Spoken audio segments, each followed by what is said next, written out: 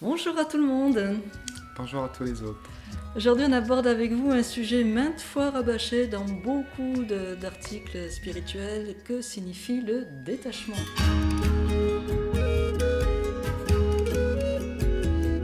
N'est-ce pas, monsieur Phil? Oui, tout à fait. Donc le détachement, c'est quelque chose qu'on croit connaître, mais que peu de gens, en tout cas, pratiquent de façon complètement Complète. aboutie, quoi. En fait, il y a peu de personnes, nous pensons qu'il y a peu de personnes qui y arrivent vraiment. Pour nous, je pense qu'il y a vraiment les nonnes, les moines dans des temples. Mais dans notre quotidien, c'est peut-être quelque chose d'assez difficile à accéder. Et on va essayer de vous parler du détachement justement dans dans nos vies tumultueuses. Alors, c'est vrai que beaucoup de gens sont un peu réticents vis-à-vis déjà du détachement. J'ai beaucoup de gens, des patients notamment, qui me disaient mais non, moi je ne veux pas être coupé de mes émotions, je ne veux pas être détaché, j'aurais l'impression d'être morte, l'impression d'être mort. Si Oui, c'est ça, ouais. D'être coupé, oui. D'être coupé, et en fait ça n'a rien à voir, hein. C'est ça qu'on va essayer de vous expliquer plus en détail. Ce n'est pas être coupé de ses émotions, Non. d'être dans le détachement. Tout à fait. Ce n'est pas non plus l'absence d'émotion, ce n'est pas le froid du cœur. Oui, parce que dans la notion d'être coupé de ses émotions, donc il y a ceux qui sont attachés à leurs émotions, et il y en a aussi qui font de leur vie une recherche permanente de sensations, d'émotions, et donc c'est leur manière à eux d'échapper à leur quotidien, à la vie, etc. Le détachement n'est pas une fuite. Non, tout à fait. En fait, les émotions, c'est en excès. Quand on fait le yo-yo, ce sont nos hormones qui vont jouer à ce niveau-là. Donc on va se retrouver, on va aller en haut, on va aller en bas, on va être très très très joyeux, on va être très très triste. Et bon, d'accord, les émotions, elles existent. Et souvent les personnes, quand on leur parle d'aller vers le détachement, ah non, ça va plus exister, mais je vais faire comment en fait?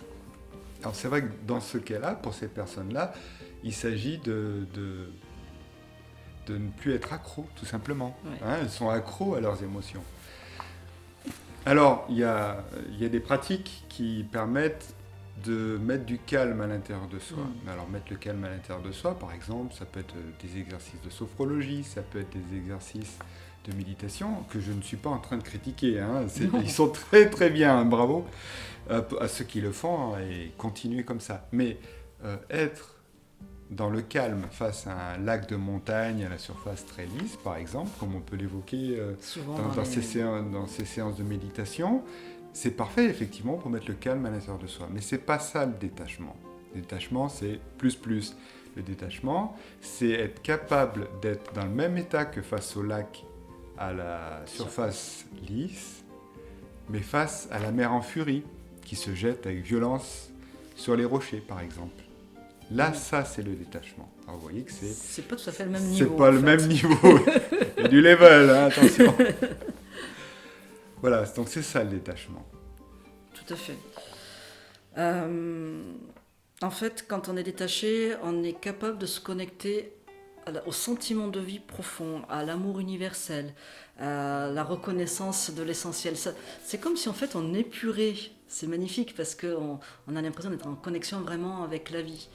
Alors c'est sûr, le détachement, parfois on peut l'éprouver une seconde, une journée, peut-être quelques semaines, et peut-être pas du tout.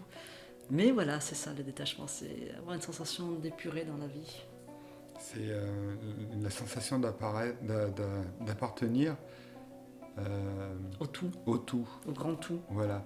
Et là, il y a une forme de puissance et de joie simple et tranquille, une force tranquille, qui est assez difficile à exprimer quand on en sort. Et là, j'en suis sorti. C'est comme tout le monde, hein, j'y accède par moment et puis ça repart. Hein. Donc c'est pas quelque chose C'est assez qui est volatile. évident. Voilà, tout à fait. Mais bon, c'est pas grave. C'est quelque chose qu'on peut atteindre et qui nous donne une force, qui nous nourrit beaucoup plus qu'une sensation d'adrénaline ou une sensation de tristesse très forte, une sensation de joie très forte. Alors, on va se méfier aussi un petit peu des personnes qui se disent, elles, qu'elles sont complètement détachées. Il y a deux cas de figure qui vont se présenter à ce moment-là. Soit ce sont des personnes qui ont des problèmes psy, les pervers narcissiques, qu'est-ce qu'on a d'autre encore ? Certaines formes d'autisme. Oui, les psychopathes Ouais. sont des gens qui n'éprouvent pas d'émotion.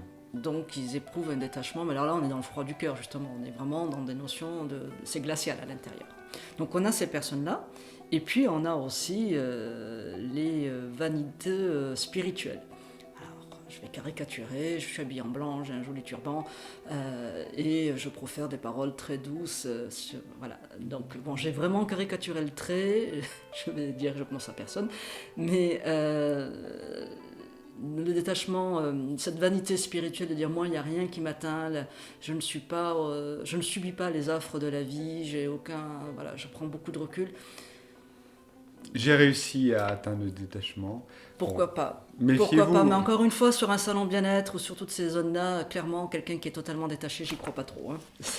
Méfiez-vous voilà, des ouais. gens. C'est plutôt des gens qui vont se comporter comme des gourous. Hein. Ouais. Donc, On met toujours un peu l'accent là-dessus parce qu'on se dit de faire attention. voilà, soyez Vigilant. vigilants, soyez vous-même. Alors il y a une petite technique, on en a trouvé une de technique pour le quotidien.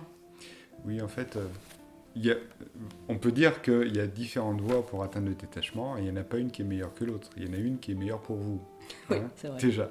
Mais disons, pour vous aider et pour concrètement commencer un bout de chemin, je vais prendre comme exemple un des accords Toltec, qui est « n'en fais pas une affaire personnelle ».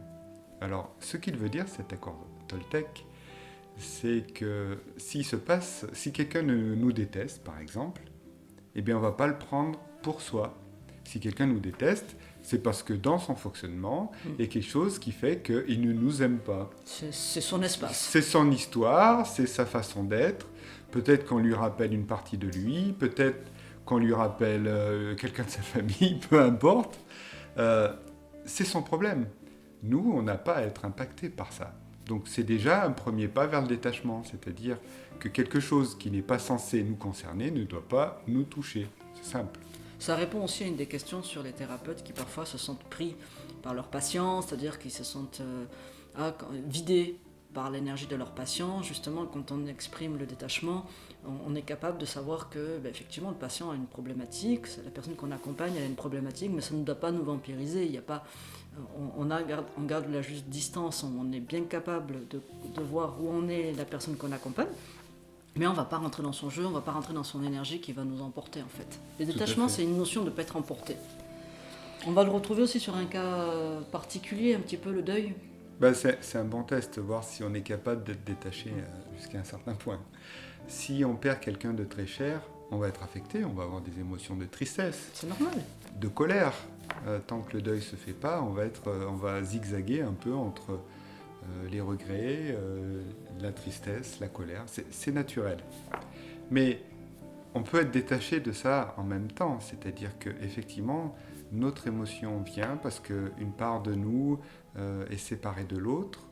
Dans la matière, en tout cas, cette séparation fait un manque et il y a une souffrance à l'intérieur. Et on l'exprime. Ok. Mais on peut à la fois aussi être détaché vis-à-vis de ça, c'est-à-dire on sait qu'il n'y a pas vraiment de séparation, que si cette âme, on veut la retrouver ailleurs, on la retrouvera ailleurs, et que de toute façon, ça fait partie de la vie. Le cycle de la vie et de la mort, c'est quelque chose qui existe tout le temps. La vie, c'est le renouvellement. On ne peut pas empêcher le renouvellement, on ne peut pas figer la vie. Non, ça c'est vrai. Donc, un bon moment avec une personne chère, ok, ça peut être triste d'y renoncer, mais